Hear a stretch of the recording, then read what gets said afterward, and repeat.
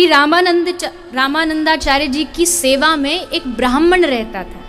वो स्वामी जी की निरंतर सेवा करता था। तो एक दिन उस ब्राह्मण को किसी कार्यवश बाहर जाना था, तो उसने अपनी पुत्री को कहा कि बेटी तू जाना और स्वामी जी की आज पूरी सेवा तू करके आना। तो पुत्री आ गई। आकर के उसने बड़े भाव से, बड़ी भक्ता थी, सेवा की।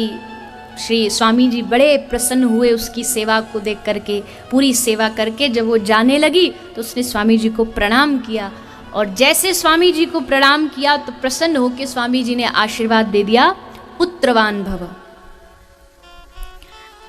अब जैसे उस कन्या ने ये आशीर्वाद सुना तो एकदम कांप गई कि स्वामी जी ने ये क्या आशीर्वाद दे दिया।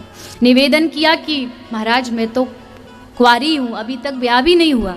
कुछ जगह ऐसा लिखा है कि विधवा है, भक्तमाल में लिखा है कुंवारी थी। महाराज अब ये आपने वरदान दिया, क्या होगा। अब स्वामी जी भी चिंता में पड़ गए कि वरदान तो हमने दे दिया। उसी बीच भगवान नारायण ने कलयुग का हालचाल जानने के लिए माता लक्ष्मी जी को भेजा कि पृथ्वी पर आप देख कर के आओ, हालचाल धरती का कैसा है। तो माता लक्ष्मी जी भूलोक में आई हुई थी, चारों ओर देख रही हैं, पाप बढ़ रहा है, अत्याचार बढ़ रहा है। उसको देख के माँ लक्ष्मी एकदम चिंतित हो गई और मन में विचार आया कि इस समय तो आवश्यकता है कि कोई भगवान का परम भक्त अवतार ले। ये सोच करके लक्ष्मी जी विहार करती करती श्री रामानंदाचार्य जी के आश्रम कुटिया में पहुंच गई और देखा तो स्वामी जी चिंता में बैठे थे, उसी चिंता में जो वरदान दिया था। लक्ष्मी जी ने पूरा हालचाल जाना, देखा कि वो कन्या भी सामने खड़ी है, तो एक तुलसी पत्ता लिया और उस तुलसी पत्र को उस कन्या को दे दिया। कन्या उस तुलसी पत्र को लेके अपने आंचल में छुपा करके अपने घर की ओर आ रही थी। अब जैसे घर की ओर बढ़ रही है तो जो उसने अपने आंचल में छुपा रखा था तुलसी पत्र, धीरे धीरे उसको उसका भार ज्यादा लगने लगा कि वजन बढ़ रहा है। लेके तो एक तुलसी पत्र आई थी, यहाँ तो पूरा वजन बढ़ रहा है। तो जैसे उसने आंचल हटाया तो उसकी गोद में एक बड़ा सुंदर नन्हा सा शिशु उसे प्राप्त हुआ, और वो शिशु कबीरदास जी ही थे, जो साक्षात गुरु की कृपा से, श्री रामानंदाचार्य जी की कृपा से और साक्षात भगवान के द्वारा प्रेरणा लक्ष्मी जी को हुई, और लक्ष्मी जी के द्वारा वो पत्र, तुलसी पत्र उस कन्या को मिला। अब कन्या को शिशु तो मिल गया, पर अब घबराई कि घर लेके कैसे जाऊं। घर लेके गई तो चारों ओर खूब मेरी लोग हंसी उड़ाएंगे, विरोध करेंगे। तो उसने एक पास में लहर तारा नाम का तालाब था, उस तालाब में उस बालक को बहा दिया। देव योग से उसी तालाब के पास से नीरू और नीमा नाम के एक दंपति जा रहे थे। दोनों दंपति संतानहीन थे, उनको संतान थी नहीं। जैसे बालक की नीरू और नीमा को रोने की आवाज आई सो रुक गए और देखा तो एक शिशु कमल के पत्ते पर मुस्कुरा रहा है। तो पत्नी ने कहा, निवेदन किया कि स्वामी आपकी आज्ञा हो तो इसको हम अपने साथ ले चलें, और दोनों उस बालक को घर ले आए। और इस प्रकार नीरू और नीमा कबीरदास जी के माता और पिता बन गए। तो एक कथा कबीरदास जी के प्रागट्य की ये है। एक कथा जिसमें सिर्फ इतना वर्णन आया है कि कबीरदास जी स्वतः ही कमल के पुष्प पर प्रकट हुए। तो ये अलग अलग लोगों के अलग अलग मत के अनुसार श्री कबीरदास जी का प्रागट्य हुआ है। अब जो आरंभ में मैंने कहा कि वास्तविकता से लोग अनभिज्ञ हैं। लोग कहते कि कबीरदास जी तो निर्गुण निराकार को मानते थे, अद्वैतवादी थे, निर्गुण निराकार का ध्यान करते थे, शुष्क ज्ञानी थे। पर इसके उत्तर में भक्तमाल में एक बड़ा प्यारा चरित्र है, जिससे ये बात एकदम स्पष्ट हो जाएगी कि कबीरदास जी शुष्क ज्ञानी नहीं थे, परम प्रेमी थे भगवान के। हमारे ब्रज के ही एक बड़े अच्छे महापुरुष हुए श्री हरिराम व्यास जी। व्यास जी के अनंत पद हैं, हम सब गाते हैं। तो हरिराम व्यास जी सत्संग कर रहे थे, तो सत्संग करते करते हरिराम व्यास जी ने ये कह दिया, अरे कबीर दास जी तो ज्ञानी थे, वो भला निकुंज लीला क्या जाने, प्रिया प्रीतम की क्या लीला होती है कबीर दास जी को क्या पता। ऐसा उनके मुख से निकल गया। अब बोल तो दिया। अब शाम को आए, अब उनका नियम था व्यास जी का नित्य ध्यान करना, राधा माधव का लीला का दर्शन करना। पर आज जब व्यास जी ध्यान करने बैठे तो राधा माधव गायब थे, कहीं दिखाई नहीं दे रहे। सोचा कि हो सकता है बुद्धि कभी कभी बोरा जाती है, कहीं और लग गई होगी, चलो थोड़ी देर बाद ध्यान करेंगे।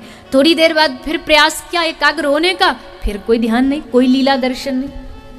जब बार बार ये होने लगा तो समझ गए कि हमसे कोई महत अपराध हुआ है, किसी बड़े महत पुरुष का अपराध हुआ है।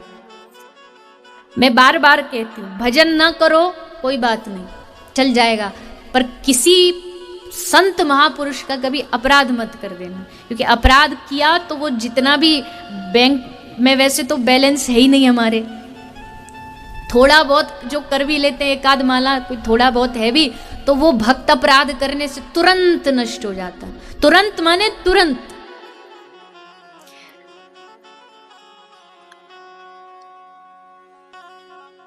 एक कोई रुई का पहाड़ हो तो उसको जलाने के लिए 2-3 घंटे नहीं लगते हैं, बस एक तिल्ली लगाओ, एक क्षण में पूरा की पूरा जो आग के उस अंबार में पूरा जल जाएगा। ठीक वैसे ही भक्ति कितनी भी हो, पर संत अपराध, भक्तापराध सबको नष्ट कर देता है।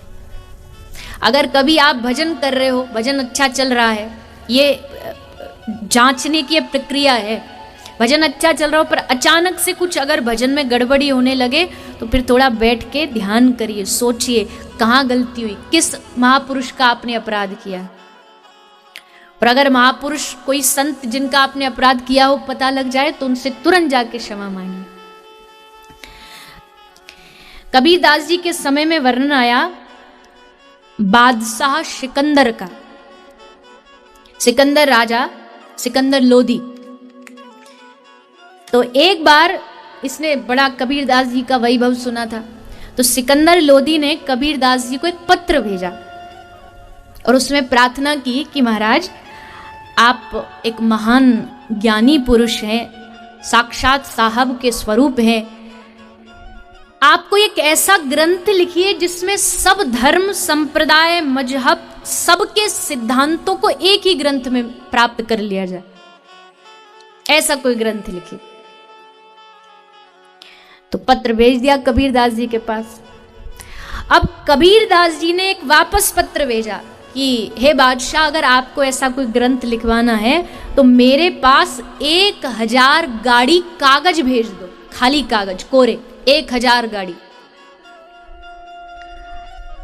राजा को बड़ा आश्चर्य हुआ, पर जानते हैं सिद्ध महापुरुष है, 1000 कागज गाड़ी में भर के भेज दिए।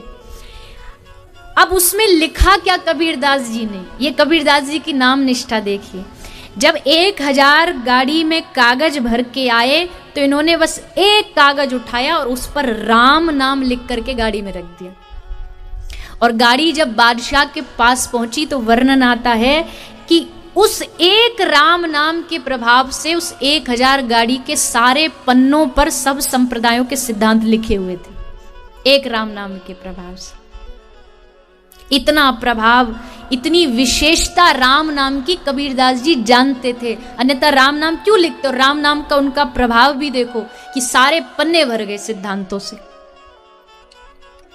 ये राम नाम का प्रभाव है, ये प्रभु के नाम का प्रभाव है।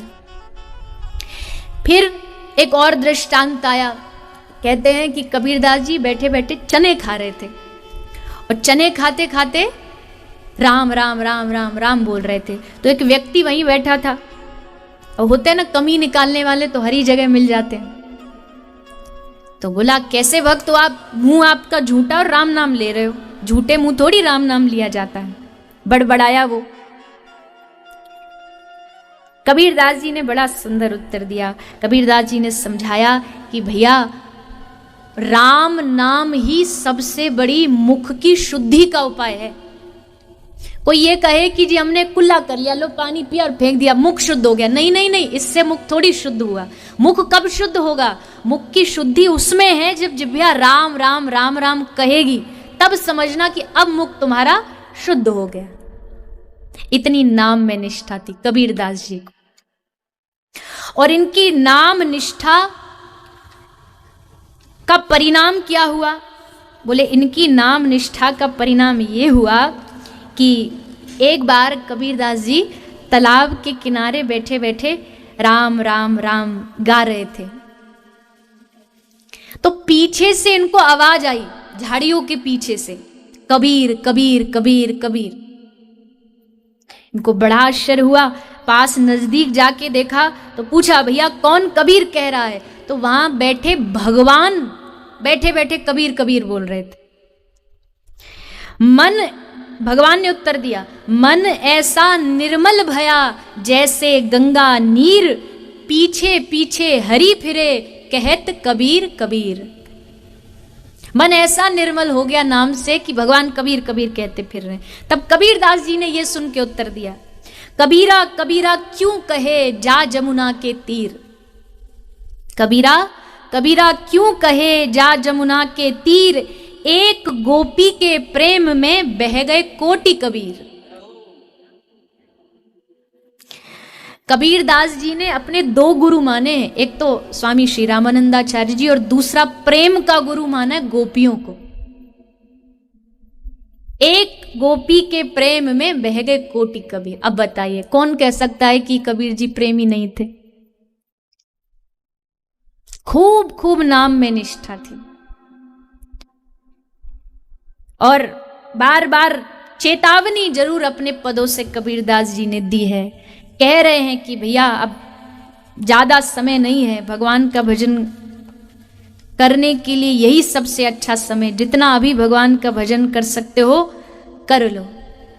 अब कबीरदास जी अपना जीवन निर्वाह करने के लिए कपड़े बुना करते थे, तो एक तरफ कपड़े बुनते थे और एक तरफ दूसरी और जिह्वा से राम नाम लेते रहते।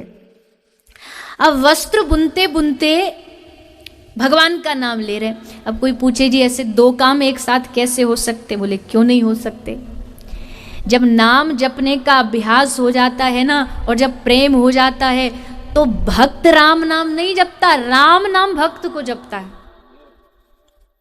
जैसे एक कमल जहां होगा उसके मकरंद की खुशबू पाके भंवरा उड़ता उड़ता कमल पर पहुंच जाएगा, वैसे जो शुद्ध चित्त होता है ना, वहां भगवान राम का नाम स्वयं उड़ करके आ जाता है उसके चित्त में और उसकी जिह्वा पर बैठने।